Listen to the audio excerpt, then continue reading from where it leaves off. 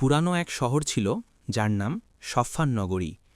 নগরীটি পাহাড় ঘেরা, চারদিকে সবুজ বাগান, বিশাল বাজার আর নদীর তীরে দাঁড়িয়ে থাকা প্রাচীন মসজিদ। শহরে ধনী গরিব উভয়ই বাস করত, কিন্তু সেখানে সবচেয়ে বেশি পরিচিত ছিলেন একজন দরবেশ, যার নাম ছিল হজরত বারিজ রাহমাতুল্লাহ। বারিজ রাহমাতুল্লাহ শহরের মানুষ তাকে অত্যন্ত সম্মান করত। তার দরবারে যাত্রা করে সবাই শান্তি পেত। তার চোখে ছিল নূরের দীপ্তি, কথায় ছিল নরম সুর, কণ্ঠে ছিল হিদায়াতের মাধুর্য। বহু মানুষ তার কাছে পরামর্শ নিতে আসত, যার প্রতিটি উত্তর ছিল সরল, গভীর ও হৃদয় জাগানিয়া। একদিন সকালবেলা যখন শহর জুড়ে পাখিরা ডাকছে এবং বাজার হালকা হালকা সেজে হচ্ছে, তখন এক তরুণ দরবেশের কাছে দৌড়ে এল। তার নাম ইয়াসিন, গ্রামের সবচেয়ে বুদ্ধিমান ছেলেদের একজন। ছোট থেকেই সে চিন্তাশীল, শান্ত স্বভাবের আর আল্লাহর প্রতি ভয় ও ভালোবাসা রাখত। কিন্তু সেদিন তার চেহারায় ছিল উদ্বেগ। সে দরবেশকে সালাম দিয়ে বসল এবং বলল, হুজুর, আমি আজ এক অদ্ভুত সমস্যার মুখোমুখি হয়েছি, আমাকে সাহায্য করুন। দরবেশ জিজ্ঞেস করলেন, কি হয়েছে বলো আমার ছেলে? ইয়াসিন একটু থমকে বলল, হুজুর, আমার বুদ্ধি নিয়ে সবাই আমাকে প্রশংসা করে, কিন্তু আজ এমন এক ঘটনার সম্মুখীন হয়েছি যা আমাকে প্রচণ্ডভাবে ভয় পাইয়ে দিয়েছে। মনে হচ্ছে আমি নিশ্চিত পথ হারিয়ে ফেলব যদি আপনি আমাকে কিছু না বলেন। দরবেশ মৃদু হাসলেন। চিন্তা করো না, আল্লাহর উপর ভরসা করো, এখন সব বলো। ইয়াসিন বলল, হুজুর, আজ সকালে আমি নদীর ধারে যাচ্ছিলাম। একটা বুড়ো মানুষ আমাকে ডাকল। তার গলায় ছিল ভারী স্বর। তিনি আমাকে বললেন, তরুণ, তুমি কি বুদ্ধিমান? আমি বললাম, হ্যাঁ, মানুষ তাই বলে। তখন সে আমাকে একটি কাগজ দিল। কাগজে কিছু লেখার মতো লাগছিল, কিন্তু তা আমি ভালো বুঝতে পারছিলাম না। আমি জিজ্ঞেস করলাম, এটা কি? তিনি বললেন, এটা এমন এক গোপন বার্তা যা শুধু বুদ্ধিমান মানুষই বুঝতে পারে। যদি তুমি বুঝতে পারো, তুমি হয়তো আগামী জীবনের পথ পরিবর্তন করে ফেলবে। তারপর তিনি সেটি আমাকে দিয়ে অদৃশ্য হয়ে গেলেন। সত্যি হুজুর, চোখের সামনে ছিল মানুষটি, কিন্তু কাগজ দেওয়ার পর মুহূর্তেই গায়েব। দরবেশ গভীরভাবে তাকিয়ে বললেন, বুঝলাম। তুমি কি কাগজটি নিয়ে এসেছ? ইয়াসিন বলল, হ্যাঁ, এনেছি। সে কাগজটি বের করল।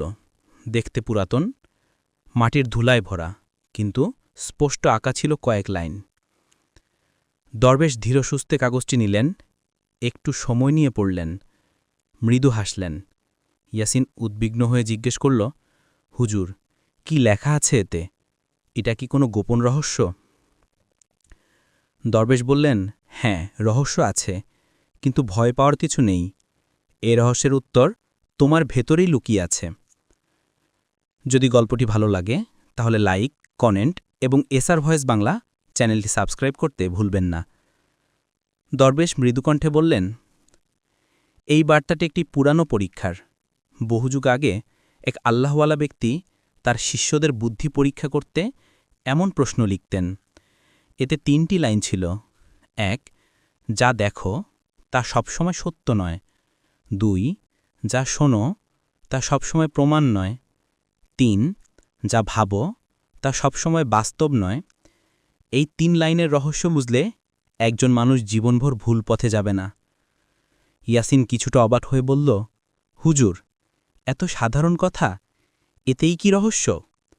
দরবেশ বললেন, সাধারণ না ছেলে, এটাই আসলে সবচেয়ে কঠিন সত্য। মানুষের বড় ভুল এখানে, যা চোখে দেখে তাই সত্য ধরে নেয়, যা কানে শোনে তাই প্রমাণ মানে, যা মনে আসে তাই বাস্তব ধরে ফেলে, কিন্তু সত্য সবসময় গভীরে লুকানো থাকে। ইয়াসিন গভীরভাবে চিন্তা করতে লাগল। সে বলল, তাহলে ওই বুড়ো মানুষ আমাকে এটা শিখাতে এসেছিল?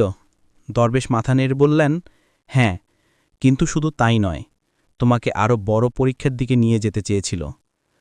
বড় পরীক্ষা? ইয়াসিন অবাক হয়ে জিজ্ঞেস করল, কেমন পরীক্ষা? দরবেশ বললেন, তুমি যদি সত্যি বুদ্ধিমান হতে চাও তাহলে ৩টি কাজ করতে হবে। ১. সত্য জানতে তাড়াহুড়ো করবে না। ২. অন্যের কথায় ভরসা না করে যাচাই করবে। 3 নিজের মনকে নিয়ন্ত্রণ করবে, মনকে নিজের নিয়ন্ত্রণে আনবে। ইয়াসিন মাথা নেড়ে বলল, হুজুর, আমি চেষ্টা করব, কিন্তু একটু দুশ্চিন্তা হচ্ছে এগুলো কিভাবে শিখব। দরবেশ বললেন, চলো তোমাকে আজ একটি জায়গায় নিয়ে যাই। দরবেশের রহস্যময় ভ্রমণ। দুজন পাহাড়ের পাশের একটি ছোট বাগানের দিকে এগোলেন। বাগানটি শান্ত, হাওয়া ধীরগতিতে বইছে, পাখির ডাক, পাতার শব্দ, সব মিলিয়ে স্বস্তির পরিবেশ। বাগানের ভিতর একটি বড় গাছ ছিল। গাছের নিচে বসে দরবেশ বললেন, আমি তোমাকে এখন কিছু দেখাব। তিনি চোখ বন্ধ করে একটি দোয়া পড়লেন। কিছুক্ষণ পর মনে হল গাছের ছায়ায় যেন কেউ দাঁড়িয়ে আছে। ইয়াসিন ভয়ে পিছিয়ে গেল। দরবেশ শান্তভাবে বললেন, যা দেখছ তা সত্য নয়, এটা শুধু ছায়া, আলো আর বাতাসের খেলা। ইয়াসিন বিস্মিত। দরবেশ পাথর নিলেন এবং দূরে ছুঁড়ে মারলেন। একটু পর পাহাড়ের দিক থেকে প্রতিধ্বনি এলো, থামো। ইয়াসিন ভয় পেল। হুজুর, কে ডাকছে? দরবেশ হাসলেন, কেউ না, প্রতিধ্বনি মাত্র। শোনা মানে প্রমাণ নয়। এখন মনকে চিন্তা করতে দাও। ইয়াসিন চোখ বন্ধ করে নিজের ভবিষ্যৎ নিয়ে ভাবতে লাগল। ধনসম্পদ, সফলতা, সম্মান, তার মনে নানা ছবি আঁকা হচ্ছিল। দরবেশ বললেন, এটাই মন, যা ভাবো তা বাস্তব নয়। তোমার কাজ মনকে আল্লাহর পথে রাখার চেষ্টা করা।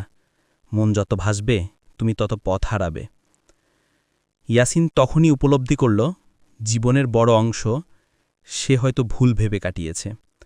যদি গল্পটি ভালো লাগে তাহলে লাইক, কমেন্ট এবং এসআর ভয়েস বাংলা চ্যানেলটি সাবস্ক্রাইব করে পাশে থাকার অনুরোধ রইল। আজব ঘটনার আসল রহস্য। ইয়াসিন জিজ্ঞেস করল, হুজুর, তাহলে আজ যে বুড়ো মানুষকে দেখলাম তিনি কে ছিলেন? দরবেশ দীর্ঘ নিঃশ্বাস নিয়ে বললেন, আমি জানি না তিনি মানুষ ছিলেন না ফেরেশতা না অন্য কেউ, কিন্তু আল্লাহ যখন কাউকে হিদায়াত দিতে চান তখন নানা উপায়ে পথ খুলে দেন।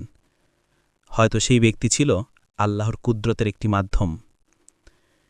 ইয়াসিন বলল, আমার সামনে কেন আসলেন তিনি? দরবেশ বললেন, কারণ তুমি বুদ্ধিমান, আর যারা বুদ্ধিমান আল্লাহ তাদের আরও পরীক্ষা নেন। যারা মগজ ব্যবহার করে তারা সহজেই পথ হারাতে পারে, যদি আল্লাহ তাদের ধরে না রাখেন। এ কথা শুনে ইয়াসিনের হৃদয় কেঁপে উঠল। সে মাথা নিচু করে বলল, হুজুর, আমি কিভাবে নিশ্চিত হব যে আমি পথ হারাব না? দরবেশ বললেন, আল্লাহর ভয়, আল্লাহর ভালোবাসা আর সত্য অনুসন্ধান, এই 3 গুণ তোমাকে বাঁচিয়ে রাখবে। তুমি বুদ্ধিমান, এটা ভালো কথা, কিন্তু এর থেকেও বড় কথা, তুমি বিনয়ী হকো। ইয়াসিনের পরিবর্তন। সেদিন থেকে ইয়াসিনের জীবনই বদলে গেল। সে আর কখনো তাড়াহুড়ো করে সিদ্ধান্ত নিত না।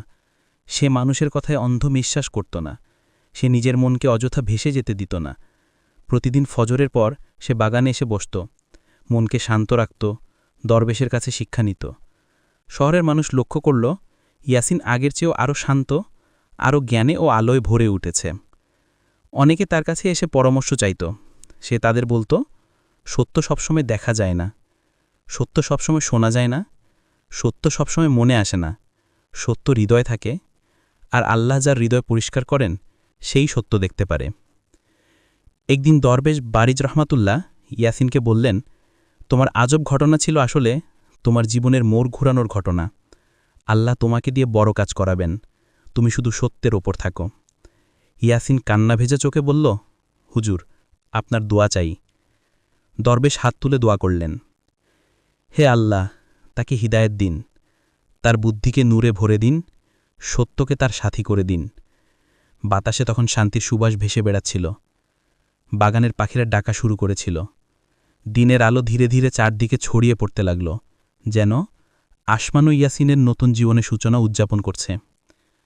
এই গল্পটি আমাদের শিক্ষা দেয়, তাড়াহুড়ো করে সত্য নির্ধারণ করা ঠিক নয়। চোখ, কান ও মন 3টি আমাদের পরীক্ষা নেয়। আল্লাহ মানুষকে বুদ্ধি দিয়েছেন, কিন্তু সেই বুদ্ধি নিয়ন্ত্রণে রাখতে হবে।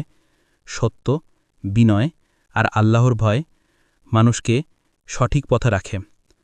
গল্পটি ভালো লাগলে লাইক, কমেন্ট এবং এসআর ভয়েস বাংলা চ্যানেলটি সাবস্ক্রাইব করবেন।